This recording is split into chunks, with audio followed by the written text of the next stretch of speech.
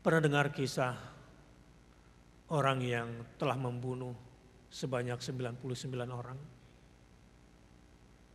masih berlumur darah di dalam dirinya.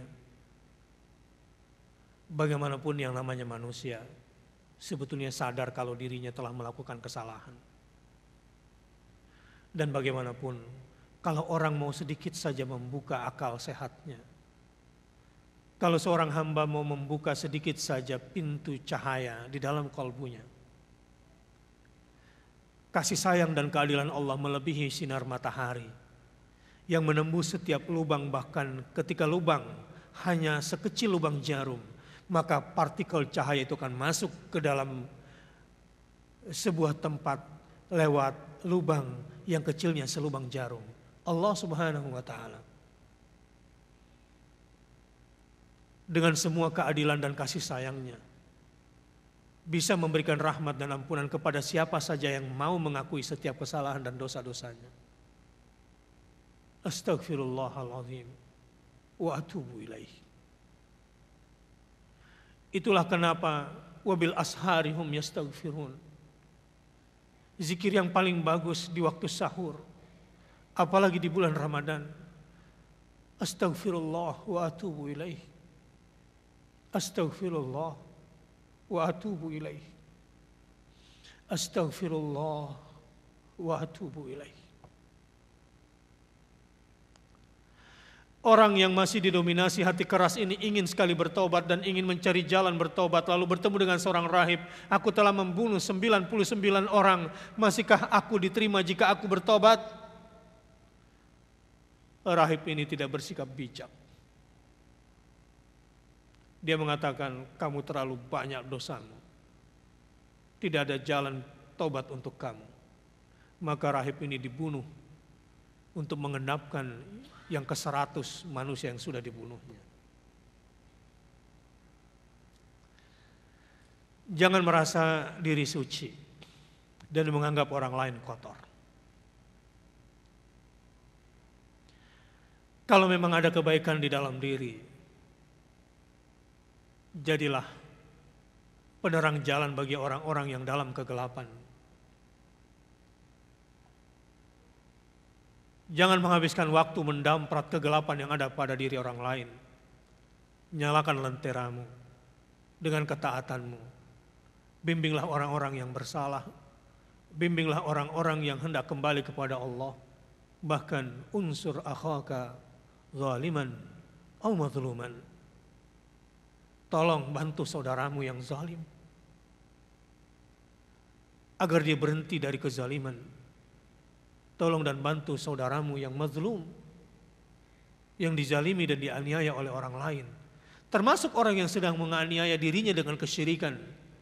Sebab kemusyrikan itu adalah kezaliman yang paling dahsyat. Setelah genap 100 orang dia bunuh, semakin pedih jiwanya. Seperti gelap pandangannya, seperti tak ada masa depan bagi dirinya. Tapi masih ada kejujuran di dalam jiwanya. Saya ingin kembali, saya ingin menjadi orang baik lagi, saya ingin menjadi orang benar, saya ingin menjadi orang normal sebagaimana mestinya. Kejujurannya ini, walau dia masih diselimuti oleh kebinatangan dirinya yang lebih dominan, mengantarkan dia untuk bertemu dengan salah seorang dari hamba-hamba Allah yang saleh. Percayalah, selalu ada jalan untuk kembali bertobat kepada Allah Subhanahu wa Ta'ala. Ada jalan.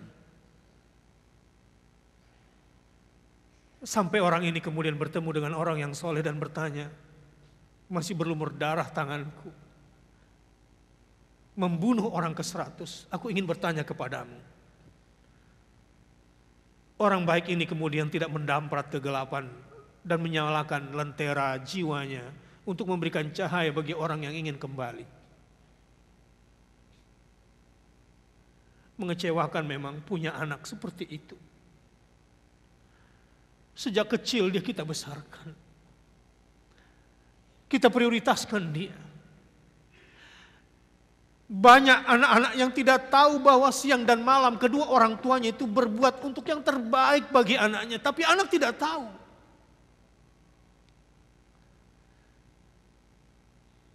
Banyak anak-anak yang tidak sadar bahwa orang tuanya menyimpan banyak sekali kesulitan, merahasiakan apa yang dia derita agar anaknya bahagia. Tapi kadang anak yang gelap hatinya ini sering berlaku yang tidak pantas kepada kedua orang tuanya.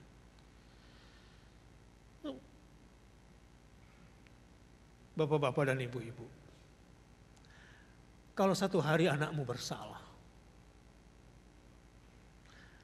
sebesar apapun kesalahan yang dia lakukan, jangan gunakan kata kacamata gengsi di rumah tanggamu atau keluarga besarmu. Malu aku punya anak seperti kamu. Kita ini keluarga terhormat.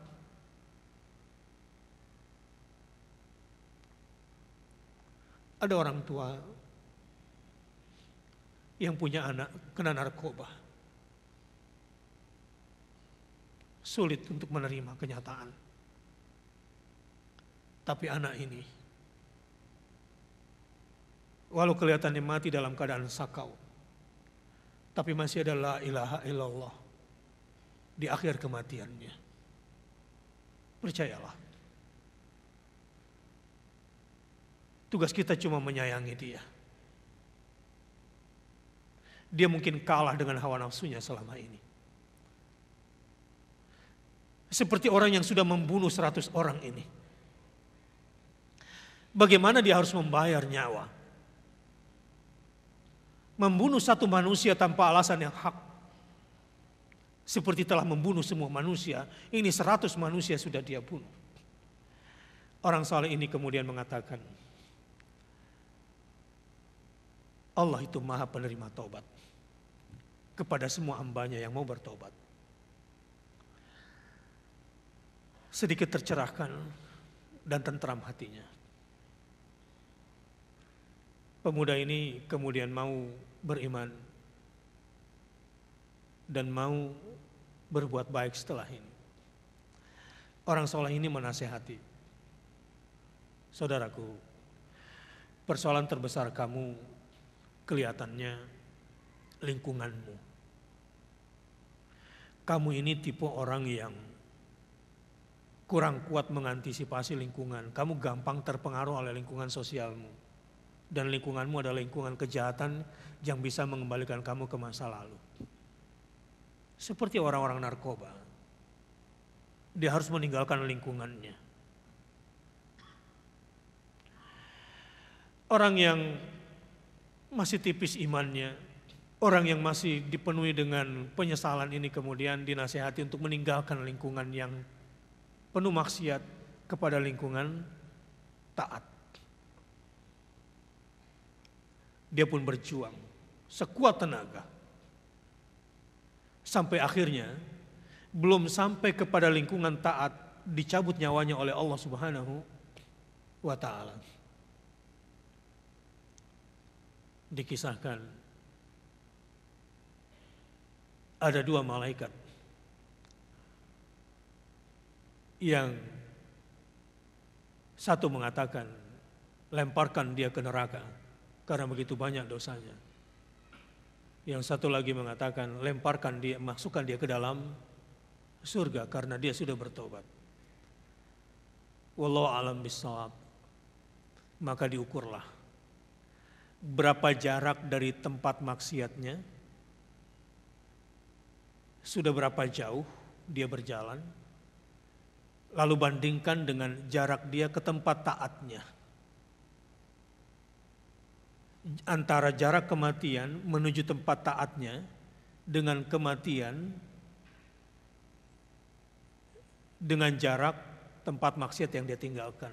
Ternyata jarak tempat maksiatnya ke arah kematiannya lebih panjang daripada jarak menuju tempat taatnya. Hatta baru berjuang untuk menuju taat lalu dicabut nyawanya. Niscaya Allah yang Maha Pemaaf, Allah Maha Pengampun, Maha Pemurah, bisa memasukkan seorang hamba ke dalam surganya. Semoga Allah Ta'ala inspirasikan kepada kita untuk senantiasa bertobat kepadanya. Amin. Ya Rabbal Alamin.